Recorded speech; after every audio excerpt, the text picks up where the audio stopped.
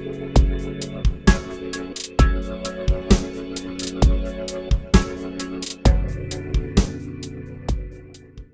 what's going on, everybody? AA Ryan here. Welcome back to PanNerdia, and welcome back to another Westworldia, Westworld Season 3 breakdown video, where tonight we're breaking down Episode 3, titled The Absence of Field. Alright, and there's a lot to unpack with this episode, so we're going to get right into it. Very Charlotte Hale-centric, or whoever is within Charlotte Hale's mind, or body, I should say. And, well, we actually start off with a little flashback of the real Hale, as the beginning of the end of Westworld happens. When season 1 ended with the massacre, and season 2 began with everybody kind of running, and we kind of saw a little bit of Hale and how she met up with Bernard and whatnot.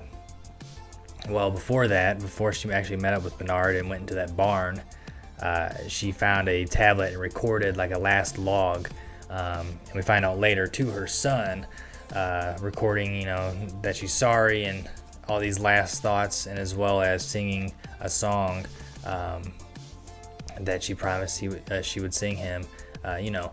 You're my sunshine, my only sunshine. I won't sing it for you guys. I'm gonna save you from that. But essentially, we then get a flash to Hale 2.0 waking up. So this is post Dolores using Hale's body. This is when she's out. She's in Arnold's old house, or a house that was getting remodeled.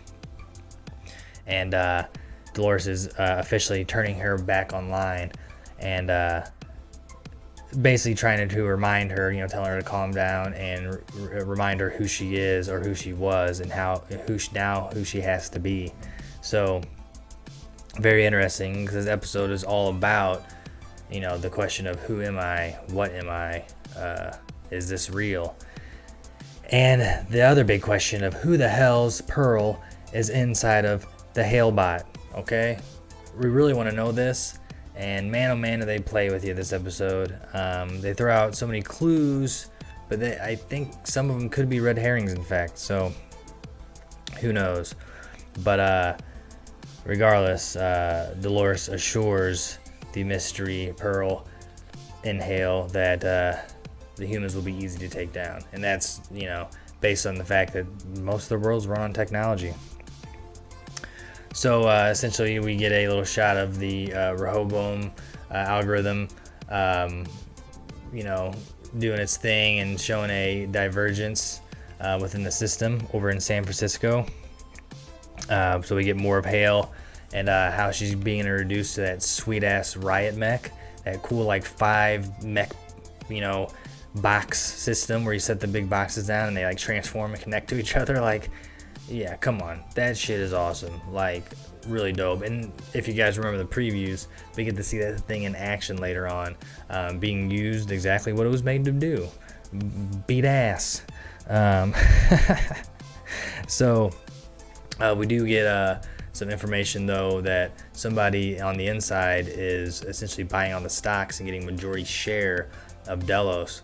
They can't figure out who it is. It's like somebody in the shadows, but they're starting to connect it and figure out that it's most likely Serac, of what they've been told. We then get Caleb and Dolores where we last left them in episode 1, in the alley tunnel there. Caleb actually called an ambulance. We get to see this sweet-ass futuristic ambulance with the EMTs, and as they're taking them away, and as they're trying to read her vitals, they can't, she doesn't have any adrenaline signals, anything. The system can't pick up on it. Caleb kind of snaps into action, though, with almost some medic history, perhaps from his military background that we've seen kind of in his memories from episode 1. But he goes to essentially, step in and administrate oxygen to her, and which is kind of surprising they even let him do that. But hey, he did it. But before they know it, they actually get pulled over. The ambulance gets pulled over by a cop. Sweet ass futuristic police vehicle, by the way, too. But it pulls over the whole ambulance. Steps out. Turns out, as he looks in his phone, that it's the riot app is essentially saying that or the RICO app, I apologize, is essentially saying that one of the crimes is going on right there, one of the missions, so to speak. And it turns out that these dudes are bought. These are bought cops, so they're actually after Dolores still. So somebody put that out on a hire. So it's pretty dope.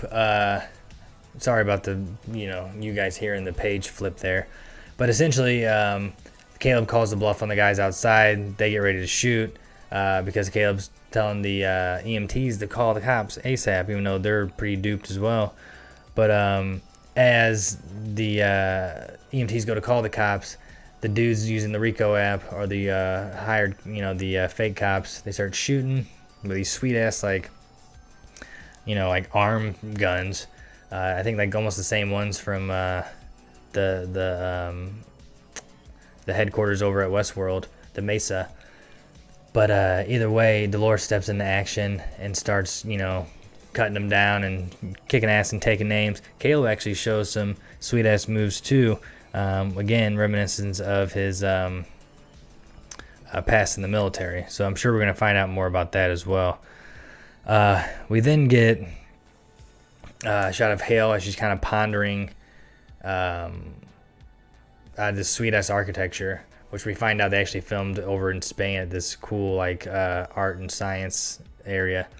But she's actually bleeding, and it's because when she was finding out about the shares being bought, she was like digging into her arm like real hardcore, like cutting into herself. So we'll get back to that soon, but it's pretty interesting, and it gave me a clue on who it might be inside, though it's not the most obvious one. And they really throw out a lot of like either obvious notes to it or red herrings, but again, we'll get to that. Regardless, Hale's kind of in this weird mode right now, Halebot, because she's having to live Hale's real life, and that includes going to see her son, Hale's son, her ex-husband, and things like that as well. So pretty interesting.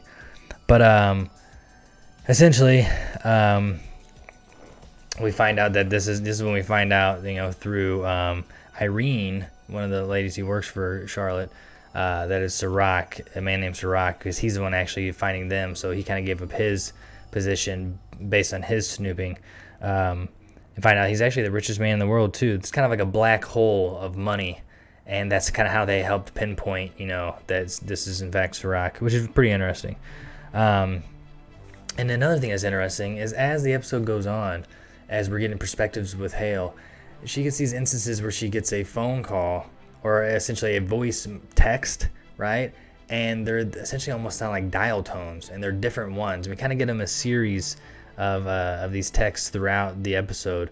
And they all come together at the end, but it's just, as you're getting them, you're like, what the hell's going on? Is somebody trying to speak to her? Is this just like Dolores? Is this some kind of weird, robo talk? Because she's trying to get a hold of Dolores the whole time, freaking out about all this stuff going on. Meanwhile, when she goes home, that's when she runs into, the ex-husband and has to connect with the son, and is like really freaking out, had him like an identity crisis. So ultimately, it comes down to almost like a mind fusion, whether or not Hale has anything to do with that body, because it's almost like an empty shell. The fact that this host, who we still don't know, has to essentially live that life and knows so much about Hale already, that it's almost like the mind that they're fusing. It's very interesting in how it works. It's almost like the hosts have access to what was in the forge, right? So they have access to these people's profiles. So I mean, even when it looked in the mirror, it knew it was Hale right away. So it's very interesting. But another interesting part too is that the kid says, noticeably weird things like, "You're not my mommy," and all this thing. It notices the absence of the true Hale. Yeah, and then essentially they start getting more clues on Sirach based on the pearls that were stolen, including Maeve's pearl, and other hosts like that. Somebody on the inside is working to get IP and find out, important information. And then this is when Hale totally freaks out and is like, I gotta meet up with you, Dolores. I have to. Like, this is it. Okay. So we finally get Hale meeting up with Dolores and kind of freaking out. Dolores is like, look, I can't always be there to hold your hand. And this is when you get clues that it could possibly be Teddy. All right. Maybe some clues that it could even be Abernathy, but it's just, for it to be Teddy would be so against what happened to Teddy's character last season, right? That's where I'm torn. It's almost so obvious that it's Teddy in a weird way, but I don't want to believe it because Teddy had his happy ending, right? He got to go to the Sublime. Now he's not with Dolores there, but he's there. But it could just be as easy as, she can just pluck him out of the Sublime anytime she wants, which would be pretty ate up.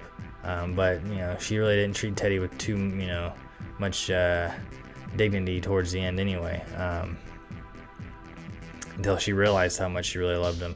But that's when she kind of set him free, But so it'd be interesting with that. But as far as Abernathy goes, it could be that too. I mean, yeah, Abernathy is the key, but does that mean the key's just spent and she can't use Abernathy anymore after he's holding on to information? Though that would be kind of bad to have Abernathy just running around with the key in its mind the whole time, unless Dolores somehow transferred it. So those two are almost like the super obvious ones, right? But this is where I believe something crazy happens that could happen. I know I mentioned last week it could end up being some kind of iteration of Bernard and Arnold, the Bernard-Arnold iteration, based on the kid. But it turns out it's just as simple as Charlotte Hale, the real life one, had a family. So I was wrong there. But here's another wacky one for you. That one wasn't wacky enough. Perhaps it is the Native American from last season, which, of course, I don't have his name pulled up or anything. But it could be him because she has a whole scene where she realizes she's like, I'm a predator, I have this instinct, and she takes over and totally like chokes out this chomo who's trying to like get over on her kid with a dog. Totally chokes this dude out in the park and is like, thank you, now I kind of remember who I am, right? Because she's in such this fight. But the other reason I think it could be him is because she began carving these symbols into her skin, just like he did back when he was learning about the maze. And he wasn't necessarily carving into his skin, but he was carving it into different things and everywhere. So it made me think. But again, he went into the Sublime too. And he doesn't really know Dolores that much, or as far as we know at all, besides the fact that, he knows that she's, essentially like the devil, the Deathbringer. So it could just be the obvious, Teddy or Abernathy. But at this point, who knows? For all we know, it could end up being William, like a copy of young William inside of Charlotte. Think about that one. Because we're going to be getting the whole thing with Dolores and the Man in Black and her study of him anyway. So perhaps she was able to, file back and get William back when he was the young man that she remembers. Who knows? That's a lot. It can be a whole nother dang video with that shit. Either way, Caleb becomes a target on Rico because he was known to be seen with Dolores. So, of course, some dudes end up tracking him down. But before we actually get back to that, and as he leaves seeing his mom, we get to see Dolores put on these sweet-ass contacts as she leaves from Hale and gets ready to get into some... her next mission. And as she contacts the Flanagan bot, played by the actor, the Flanagan actor, she gets intel on Caleb, and I'm guessing that means they're hacking into Insight pretty deep. That, or since he's the head of security over there now, he probably has deeper roots into the system. Obviously not as far as Serac, but again, remember, even Dempsey Jr. said that they have like face level access to things, which could be as deep as the things that Dolores shows Caleb, which we'll get into as well. But she puts on these sweet ass contacts who are essentially like her espionage contacts that can like see everything. But the Rico guys end up taking Caleb because they are trying to figure out where Dolores is at. And this is where we actually get to see more of how that system works, that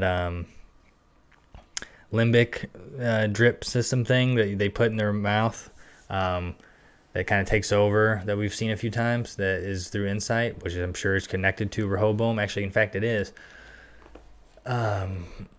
Well, either way, they are essentially trying to threaten him and get any information, interrogate him, and get information out of him where Dolores is at. So they're like hanging him off the side of a building over at one of the construction sites that he works at. And they go in and you get to see this thing on the roof of their mouth. It's actually, you may have seen in the previews, but it's in the roof of their mouth, and that's where that chip gets absorbed or connected to each night. And you can change things, essentially make them like a host. You can change their heart rate and make them feel different ways. And they accelerate his heart rate and hang him over this building, essentially about to make him pass out, right? When Dolores, of course, shows up and just murders them both, which is great. Also, I forgot. We see George, the death of George, as he actually logs in to actually come help Jesse. Or not Jesse. Helps Caleb. I will do that a few times here and there, all right? At least I caught myself. To help Caleb, and ends up getting pushed off the edge, or, they kind of dodge him and he falls off the edge. So, goodbye, George. You will be loved. You will not be missed. So essentially, we see Dolores come in, save Caleb, and this begins their duo to a degree. But as they're leaving, Dolores is essentially like, hey, you need some food, I'm gonna take you to breakfast. Looks like you need it. She's like, of course I don't freaking eat it, I'm a robot. She doesn't say that, but that is of course what she's thinking. So in the diner, this is a really cool scene. She essentially starts laying down everything about Caleb's life, and not just the little things. I mean, things like his greatest fears and past traumatizations and everything like that. She brings them to the surface. She can tell Caleb exactly, to the point where it's written out in like a document of these memories, these dark memories, and it frightens him, and he's enraged, end quote, by this knowledge, and wants to know how she figures it out. And she essentially breaks it down to him that this is what they're doing. They're collecting this data to know all these things, and they keep you where you're at. Essentially, it's about what they'll do, or they're essentially scared of what you can become on your own, and it's about what they'll let you become, right? So they're going to essentially control you so much, tell everybody exactly who you are without you even stepping in. They've already made the decision. They're going to keep it going that way, so everything works out the way the system wants it to, which is obviously a clear call to what's kind of going on nowadays. But, broken down more, and kind of rebuilt in the world of the Westworld television series, and it's pretty radical. But it even goes so far to push the boundaries of the future too. And as they're walking and talking and going on this walk down this boardwalk, Dolores explains that this is a spot where you'll kill yourself, that the algorithm can actually begin to predict future events based on all the information it knows about you, and essentially tells Caleb, Dolores tells Caleb that this is where you're going to die in 10 to 12 years based on your love for the sea, and the trauma you face with the military and all this. And so essentially they continue to go, and he's so on board at this point with kind of taken down, but she gives him a choice, because she says, you know what, you're a good man. and you made a choice to save me. So I'm gonna give you a choice. I can give you a bunch of money and you can leave right now.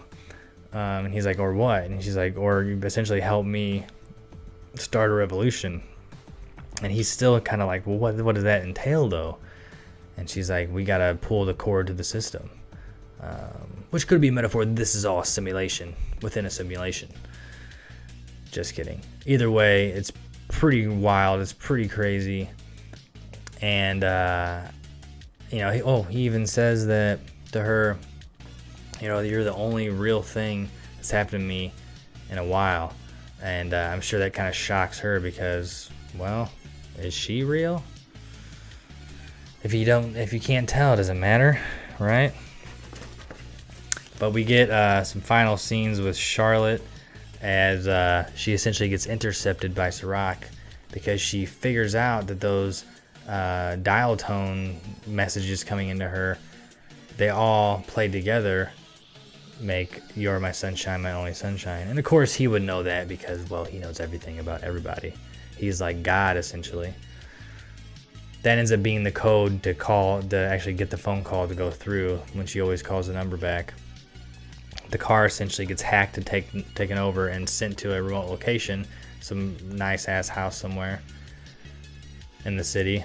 And she ends up putting some of those glasses on so she can see. And well, it's a hologram of Serac, as he essentially almost seems like, at first I'm like, wait, does he know that she's a android? No, he doesn't know. But they played it like that for a minute with the way his dialogue was. Essentially, though, he just wants her to give him more information because essentially, remember when she was supposed to smuggle out data for important clientele? Well, that was for Serac back in season 2. Now we know that was the data she was smuggling out. Well, she says that the data was, sitting somewhere. The encryption key is, redacted, essentially. Nobody can find it.